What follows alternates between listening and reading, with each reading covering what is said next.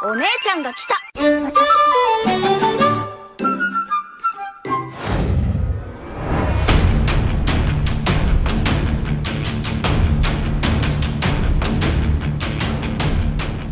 Halo, apa kabar semuanya? Salam kenal dan selamat datang di channel Playlist ID. Masih melanjutkan cerita bab terakhir manga Bleach, di mana saat itu di akhir chapter 522 kita diperlihatkan pada pelatihan yang akan dijalankan oleh Ichigo dan Renji bersama Otsune Maya. Well, tanpa menunggu waktu lama, sebelum kita lanjutkan ceritanya, pasang dulu sabuk pengaman dan segera bunyikan tombol loncengnya.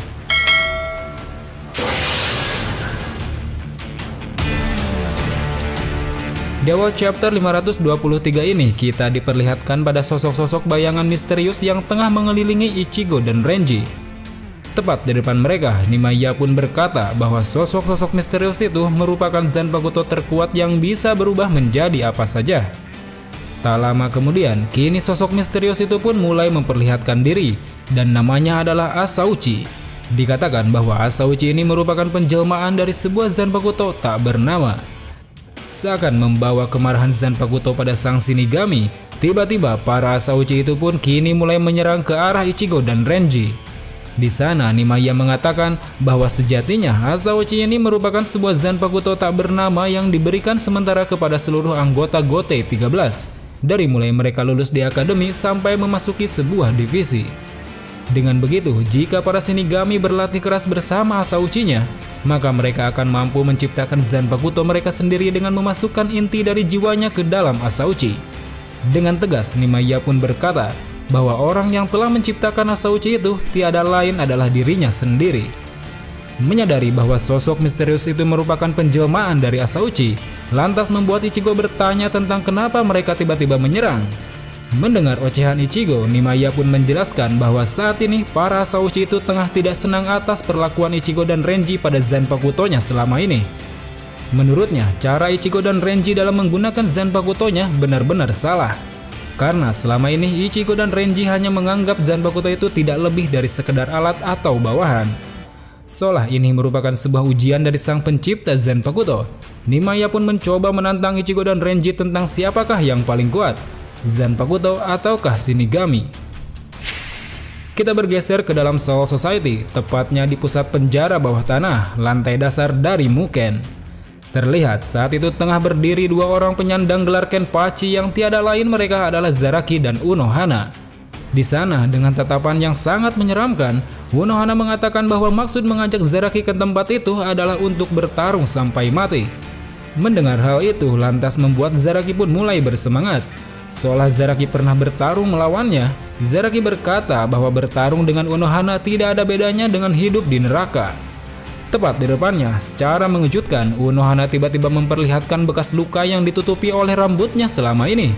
Rupanya luka itu merupakan sebuah luka yang didapat di pertarungan sebelumnya melawan Zaraki. Seakan ingin menunjukkan bahwa keduanya memiliki hubungan rivalitas di masa lalu, Zaraki pun mengatakan bahwa luka tebasan dari Unohana yang selama ini dia terima di mata kirinya tidak mau berhenti berdenyut. Sementara itu di dalam ruangan Komandan Gote 13 yang baru, terlihat Shunsui Kyoraku tampaknya tengah diselimuti kegelisahan karena telah menyuruh Unohana untuk memperkuat Zaraki. Kyoraku mengatakan bahwa dulunya Unohana merupakan salah satu kapten divisi 11 Gote 13 yang terkenal dengan kekejaman dan kebengisannya.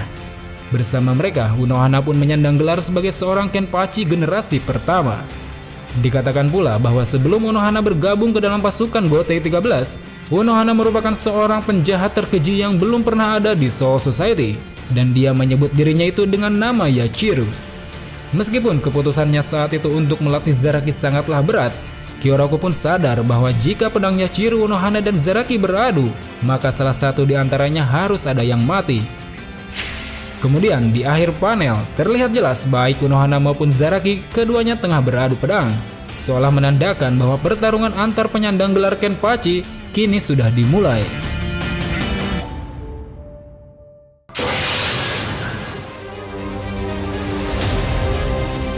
Para pendekar pedang yang kejam kini tengah saling beradu di Muken. Dengan kekuatan yang melebihi batas seorang Shinigami, dua orang penyandang gelar Kenpachi itu pun kini mempertaruhkan nyawanya. Saat itu terlihat wakil kapten divisi 4 Isane tengah menemukan sepucuk surat dari kaptennya Unohana. Demikian juga dengan wakil kapten 11 Yachiru, dirinya tengah mengambil sebuah penutup mata milik Zaraki yang ditinggalkannya. Setelah melihat apa yang telah kapten mereka tinggalkan, terlihat Isane dan Yachiru pun kini sama-sama bersedih. Dari ekspresi yang mereka tunjukkan, bisa disimpulkan bahwa sepertinya hal itu merupakan sebuah salam perpisahan dari sang kapten pada mereka berdua. Sementara itu, di lantai dasar pusat penjara bawah tanah, tampaknya sedang bertempur dua orang yang sama-sama memiliki kekuatan yang luar biasa. Dua orang yang sama-sama memiliki gelar Kenpachi itu kini saling bertempur habis-habisan hingga titik darah penghabisan. Di tengah kedua Zanpakuto beradu, Unohana pun memuji Zaraki yang sedari awal telah melepaskan penutup matanya. Meskipun menurutnya pelepasan itu malah membuat kemampuan Zaraki kini menurun dari biasanya. Mendengar hal itu lantas membuat Zaraki pun terdiam dan mencoba memukul mundur Unohana yang telah berhasil memojokkannya. Terlihat jelas dalam pertarungan awalnya ini, tampaknya yang paling banyak mendapatkan luka adalah Kenpachi Zaraki. Unohana pun menganggap bahwa saat ini Zaraki tidak sedang menikmati pertarungan. Namun seakan ingin membungkam omong kosongnya Unohana, Zaraki pun berkata bahwa saat ini Unohana telah banyak berubah dari saat pertama kali dia bertemu. Mendengar jawaban itu, Unohana pun lantas berteriak seakan tidak ingin membenarkan ucapan Zaraki tersebut. Dengan sergapan yang dilakukannya, kini Unohana pun mampu memojokkan Zaraki hingga membuat pedangnya terjatuh ke tanah. Dengan tegas, Unohana mengatakan bahwa selama ini dia tidak pernah berubah.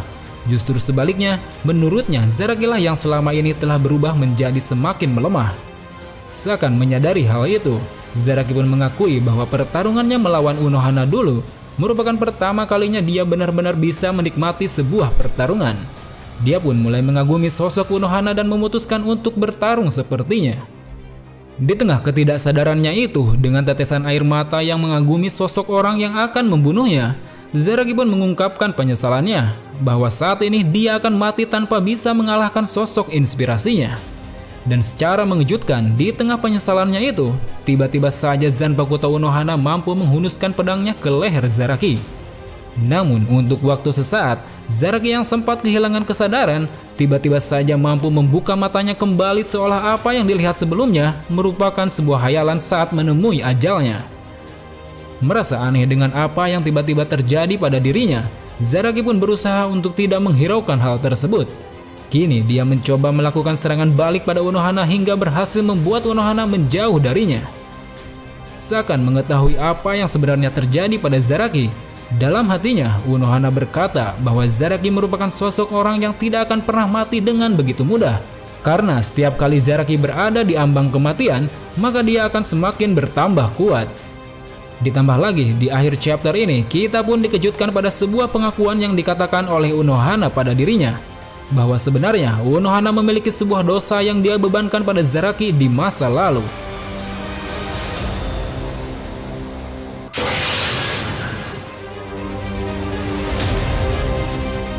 Di awal chapter 525 ini masih memperlihatkan Zaraki yang tengah bertarung mati-matian melawan Unohana. Saat itu Zaraki merasa bahwa dia seringkali kehilangan kesadaran secara tiba-tiba di tengah pertarungan. Rupanya apa yang dirasakannya itu perlahan kini mengingatkannya kembali pada masa lalunya. Masa di mana Zaraki pertama kali merasakan nikmatnya sebuah pertarungan saat bertarung melawan Unohana. Di panel berikutnya, akhirnya kita pun mulai diperlihatkan dengan apa yang pernah terjadi antara Zaraki dan Unohana di masa lalu. Saat itu terlihat Unohana dan para bawahannya tengah mencari lawan-lawan kuat di perbatasan guna menjaga kedamaian di Seirete. Salah satu anak buahnya mengatakan bahwa saat ini mereka tidak mampu menemukan lawan yang kuat, yang mana bisa memuaskan hasrat bertarung milik Unohana. Kemudian setelah itu, tiba-tiba saja dari arah samping Unohana, terlihat seorang anak kecil yang sudah membantai orang-orang dengan menumpukan mayat-mayat membentuk sebuah gunung. Anak kecil itu tak lain adalah Zaraki yang sedari kecil sudah haus akan pertarungan. Melihat hal itu lantas membuat Unohana pun tertarik untuk melawannya. Bisa dibilang, itu merupakan sebuah pertemuan singkat yang membuat mereka saling bertarung hingga sama-sama menemukan nikmatnya pertarungan. Kita kembali pada pertarungan di masa sekarang, di mana saat itu Zaraki akhirnya berhasil menebaskan pedangnya ke arah lengan dari Unohana. Saat itu Zaraki mulai merasakan tubuhnya kini semakin refleks melakukan pertarungan setelah sebelumnya mengalami ketidaksadaran. Seolah mengetahui apa yang dirasakan oleh Zaraki, Unohana pun berkesimpulan bahwa ketidaksadaran yang sempat dialami oleh Zaraki itu merupakan sebuah bentuk pengekangan yang dilakukan oleh Zaraki sendiri terhadap kekuatannya. Menurutnya, secara tidak sadar, Zaraki telah menahan kekuatannya sendiri ketika melawan musuh yang dianggapnya mampu menyenangkan dirinya dalam pertempuran. Unohana pun juga mengakui bahwa saat bertarung pertama kali melawan Zaraki, justru dirinya lah yang harusnya kalah oleh Zaraki. Namun sepertinya saat itu Zaraki mengekang kekuatannya sendiri agar suatu saat nanti dia dapat kembali bertarung melawan Unohana. Kini Unohana tampaknya sangat menyesali ketidakberdayaannya kala itu, hingga membuat Zaraki terus mengekang kekuatannya selama ini. Namun di saat yang sama Unohana pun menyadari bahwa ketika Zaraki berada di ambang kematian, sedikit demi sedikit Zaraki pun mulai melepaskan belenggunya hingga membuatnya semakin bertambah kuat. Oleh karena itu, Unohana pun bertekad untuk terus melancarkan serangan kepada Zaraki hingga dia terus-menerus berada di ambang kematiannya. Terlihat saat itu Zaraki yang terus-menerus mendapatkan tebasan dari Unohana kini mulai berlumuran darah di sekujur tubuhnya. Namun dengan teknik penyembuhan milik Unohana, seketika Zaraki dapat pulih kembali dengan begitu cepat. Dengan tubuh yang telah pulih kembali, Zaraki pun kini mulai melancarkan serangan balik pada Unohana dengan segenap jiwa dan raganya.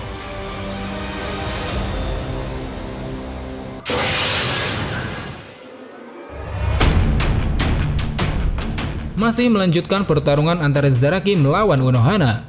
Saat itu Zaraki yang mulai menyerang balik Unohana akhirnya mampu memberikan luka serius pada Unohana.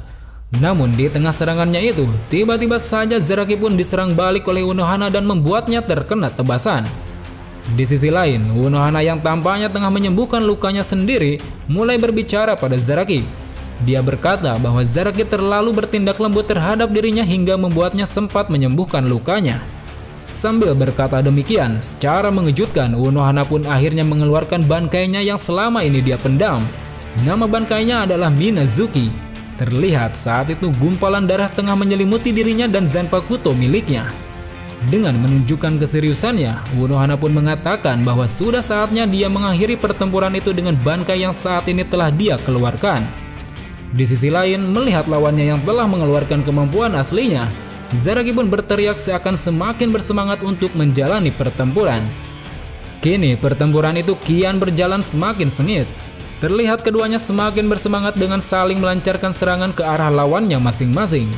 Saat itu dalam hati Zaraki, dia merasa sungguh sangat menikmati pertarungan itu.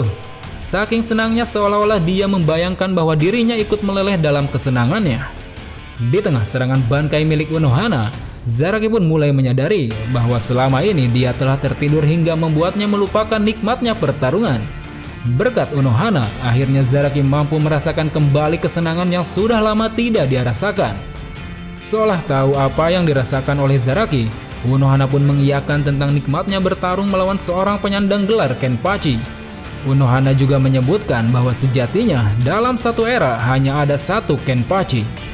Oleh karena itu, menurutnya saat orang kuat bertemu dengan orang kuat lainnya, pedang mereka hanya akan memiliki dua pilihan.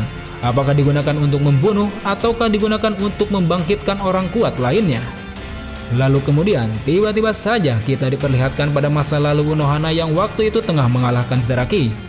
Terlihat saat itu di hadapan Zaraki yang tengah terkapar, dalam hati Unohana mengatakan bahwa Zaraki pantas menyandang nama Kenpachi suatu hari nanti.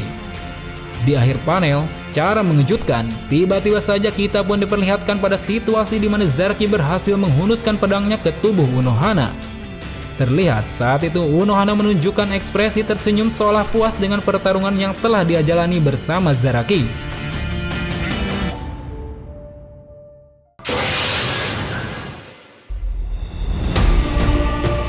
Pada chapter 527 ini memperlihatkan situasi di mana Zaraki tengah berhasil menghunuskan pedangnya ke tubuh Unohana. Dengan ekspresi yang seakan tidak percaya, Zaraki pun menerima pujian dari Unohana atas apa yang telah dilakukannya. Setelah mendengar hal itu, Zaraki pun dengan sigap menangkap tubuh Unohana yang hendak terjatuh di hadapannya. Melihat Unohana yang tengah sekarat, Zaraki pun berteriak meminta Unohana untuk jangan mati terlebih dahulu.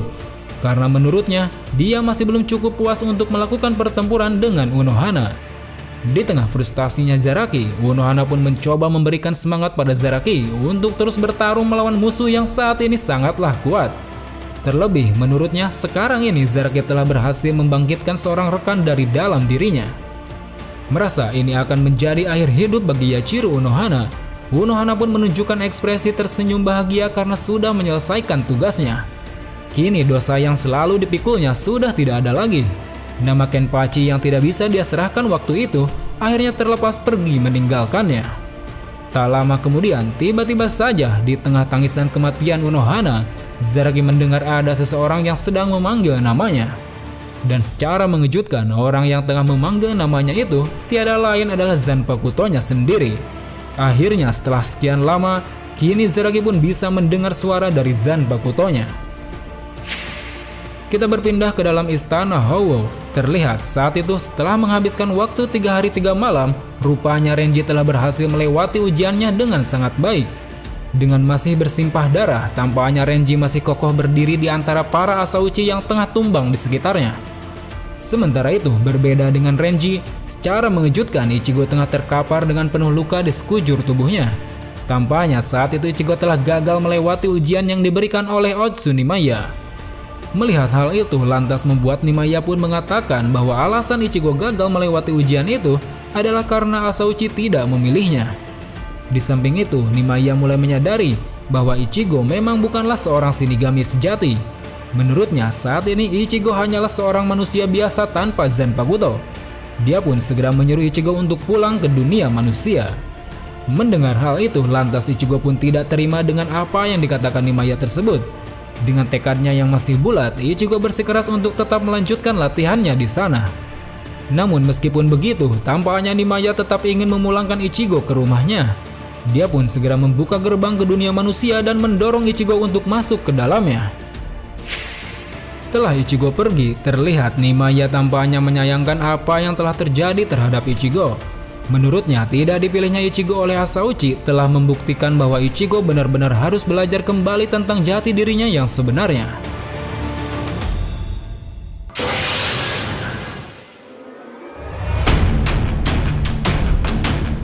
Well teman-teman, sangat menarik untuk mengetahui bagaimana kelanjutan cerita bab terakhir pertempuran Shinigami melawan para Quincy ini.